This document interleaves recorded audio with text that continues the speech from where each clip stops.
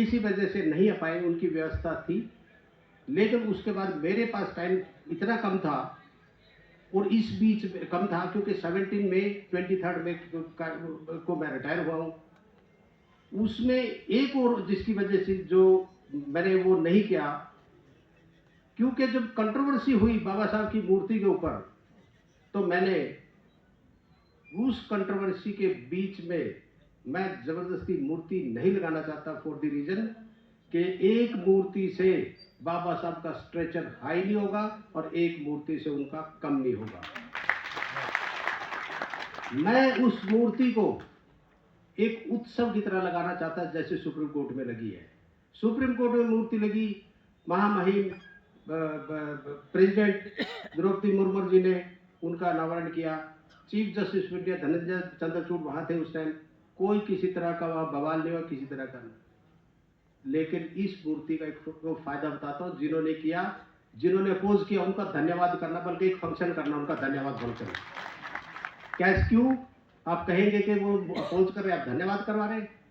इसलिए मूर्ति का बवाल पूरे देश में बचा हुआ है।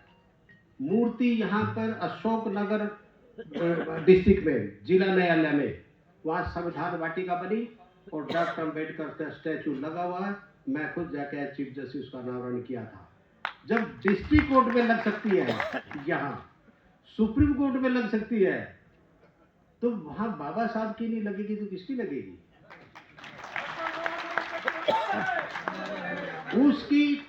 उसकी अपोजिशन की जो मैं बताता हूँ क्या फायदा रहा। धन्यवाद करना, फंक्शन करना, आप लोग उनको जिन्होंने अपोज किया था, उनके अपोज करने से इस बीच में जो कंट्रोवर्सी थी, सबसे पहले कर्नाटका हाई कोर्ट की फुल कोर्ट ने, हाई कोर्ट की रेजुलेशन पास किया, क्या कि डिस्ट्रिक्ट कोर्ट के हर कोर्ट हाल में, सारे डिस्ट्रिक्ट कोर्ट के और हाई कोर्ट के हर कोर्ट हाल में बाबा साहब का पोर्ट्रेट लगेगा।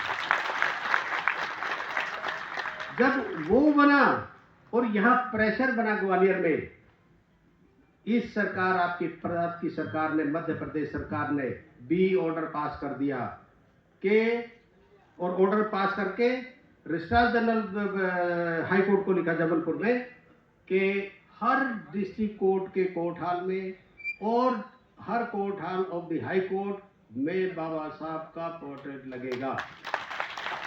इसलिए उनको धन्यवाद देना।